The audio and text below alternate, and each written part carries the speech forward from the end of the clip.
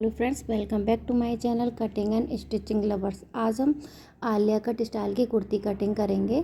तो उसके लिए हमने 1 मीटर क्रेप फैब्रिक लिया है और 2.5 मीटर हमारा जिम्मीचू का फैब्रिक है और इस लेस का यूज़ करेंगे हम।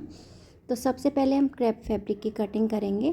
तो चलिए हम स्टार्ट करते हैं। पहले लाइनिंग को हमने 4 फोल्ड में रखा हुआ है। इस तरीके से ये हमारी 4 तय हैं। तो शोल्डर की मार्किंग है वो आप अपने मेज़रमेंट के हिसाब से रख सकते हैं। यहाँ हमने 7 इंच पर रखा है। आर्म होल भी हम यहाँ 7 इंच पर ही रखेंगे। इस तरीके से एक लाइन ड्रॉ कर लेंगे और जो बस्ट का निशान है वो हम 4th पार्ट रखेंगे। यहाँ से हमने 9 इंच पर निशान लगाया है। वेस्ट पे भी हम यहाँ 9 इंच पर ही निशान लगाएंगे। जो टक्स का निशान लगाएंगे वो हम 3.5 इंच पर लगाएंगे। ऊपर से हम रखेंगे इसको हम 10.5 पर और 11 पे भी आप रख सकते हैं। तो 11 इंच पर हम यहाँ इस तरीके से मार्क लगाएंगे। यहाँ से जो हम लंबा उसकी ऊपर के पार्ट की हमारी 14 इंच है, उसमें हम 1 इंच प्लस करेंगे तो 15 इंच हो जाएगा। शोल्डर को हम इस तरीके से राउंड शेप देंगे। इस तरीके से हम इसको राउंड कर देंगे। ये जो सीधी लाइन हम ड्रॉ कर लेंगे और 2.5 इंच का हम यहाँ से मार्जिन रखेंगे। हम 2.5 का हम 2 का भी रख सकते हैं। अब इसकी हम कटिंग कर देंगे। कटिंग करने के बाद हम इसको मेन फैब्रिक के ऊपर रखेंगे और उसकी कटिंग करेंगे। मेन फैब्रिक को हम सबसे पहले 4 फोल्ड करके रखेंगे। इस तरीके से हमने पिन से सेट कर लिया है और नीचे की तरफ जो हमारा फैब्रिक निकलेगा वो हम उसको नीचे के पार्ट में यूज़ करेंगे। पिन से सेट करने के बाद हम इसकी कटिंग कर लेंगे। बचे हुए फैब्रिक में से हम अपनी स्लीव्स भी कट करेंगे। इस तरीके से देखिए हमने ऊपर के पार्ट को कट कर लिया है। स्लीव्स भी हमारी कट चुकी हैं। नॉर्मल तरीके से आप अपनी स्लीव्स कट कर सकते हैं। मैंने पिछली वीडियो में भी स्लीव्स कट की हुई हैं, आप जाके चेक कर सकते हैं। तो इस तरीके से हम इसको रख लेंगे। पिन से हमने इनको सेपरेट कर लिया है और बुकरम के साथ जो हमने नेक कट किया है उनको हम बीच में से सेंटर करेंगे। सेंटर करने के बाद हम इनको कुर्ती के साथ अटैच कर देंगे। अटैच करने के बाद हम इनको ऊपर से सेट कर लेंगे पिन के साथ। ये काफ़ी सॉफ्ट फैब्रिक है, ये फिसलता है, इसीलिए हम इसको पिन के साथ ही सेट करके रखेंगे। तो इस पर हम वी नेक में जो भी हमारी शेप है उस पर हम सिलाई लगा लेंगे। करने के बाद हम इनको यहाँ से बीच से कटिंग कर देंगे। इस तरीके से हम इनको रखेंगे और कट कर देंगे। कट करने के बाद हम यहाँ से छोटे छोटे से कट लगाएंगे जिससे हमारा नेक आगे की साइड में आसानी से पलट जाएगा। इस तरीके से हम दोनों पार्ट के साथ इसी तरीके से पलट लेंगे। नेक पलटने के बाद हम बैक पार्ट को इसके ऊपर सेट करेंगे। सेट करने के बाद जो भी हमारा ये नेक है उसको हम इस तरीके के किनारे के साथ सेट करेंगे, बाहर की तरफ निकाल के रखेंगे और यहाँ कॉर्नर से मिलाएंगे और लाइनिंग है उसको आगे की साइड ले जाके यहाँ शोल्डर पर स्टिच लगा देंगे। इसी तरीके से हम दूसरे शोल्डर पे भी इसी तरीके से रखेंगे, कॉर्नर मिलाएंगे, दोनों शोल्डर को हम स्टिच कर देंगे। स्टिच करने के बाद ये देखिए इस तरीके से हम इन्हें सीधा करेंगे तो सिलाई अंदर की साइड चली जाती है, वो ऊपर दिखाई नहीं देती। इस तरीके से शोल्डर हमने जॉइन कर लिए हैं।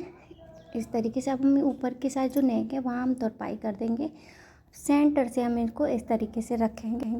टक्स का निशान लगाएंगे। टक्स हम 3.5 इंच पर ही रखेंगे। इस तरीके से रखेंगे। यहाँ से हम ऊपर भी 3.5 इंच पर निशान लगाने के बाद छोटे से कट लगाएंगे। इस तरीके से हम छोटे छोटे कट लगा देंगे जिससे हमें प्लेट्स लगाने में आसानी रहेगी। और दोनों मार्क को हम इस तरीके से बना लेंगे। फ्रंट और बैक पार्ट पे दोनों पे ही हम इस तरीके से इनको कर लेंगे। इसे हम पकड़ेंगे और प्लेट्स लगा देंगे। ये देखिए हमने प्लेट्स लगा ली है। इस तरीके से पार्ट को हम इस तरीके से सेंटर से पकड़ेंगे, फोल्ड करेंगे। फिर उसके बाद हम यहाँ से हल्का सा 1/2 इंच की गहराई रखते हुए फ्रंट पार्ट में यहाँ से कटिंग कर देंगे। इस तरीके से हम यहाँ से कटिंग करेंगे। ये हमारा एक्स्ट्रा फैब्रिक है उसे हम निकाल देंगे इस तरीके से।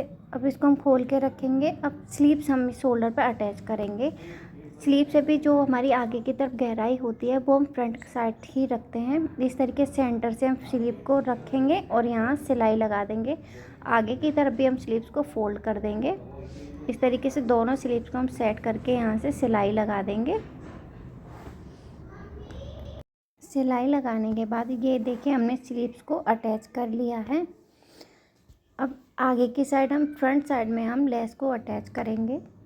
लेस को हम इस तरह आप किसी भी शेप में सिलाई लगा के अटैच कर सकते हैं। हम बी शेप में यहाँ से इस तरीके से ले जाएंगे और टक्स के 2 इंच एक्स्ट्रा रखते हुए हम इन पर इस तरीके से रखेंगे और सिलाई लगाएंगे। सबसे पहले हम चौक से निशान लगा लेंगे। आप जिस शेप में लगाना चाहते हैं उसमें पहले मार्क कर लीजिए, उसके बाद हम लेस को अटैच करेंगे।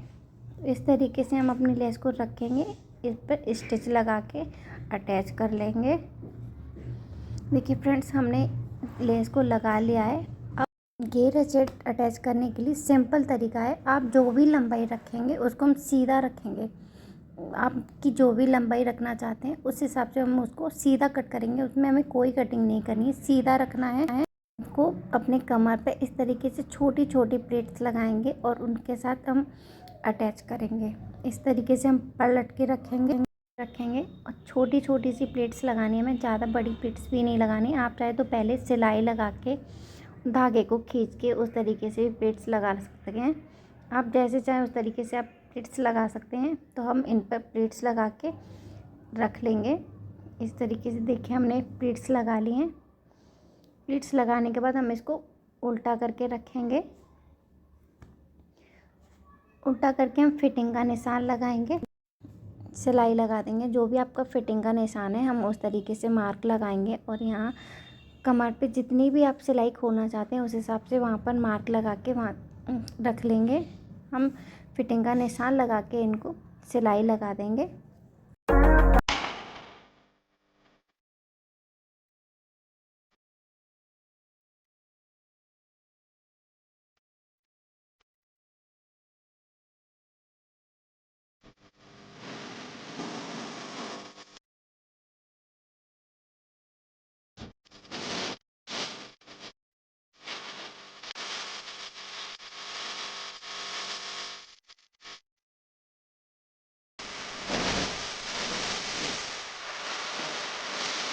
देखिए फ्रेंड्स, हमने फिटिंग लगा ली है। साइड से भी हमने चौक को इस तरीके से स्टिच कर लिया। ये कुर्ती बन के हमारी रेडी है। अगर आपको हमारी वीडियो अच्छी लगे तो लाइक शेयर एंड सब्सक्राइब कीजिए, सपोर्ट कीजिए, कमेंट आपको हमारी वीडियो कैसी लगी है।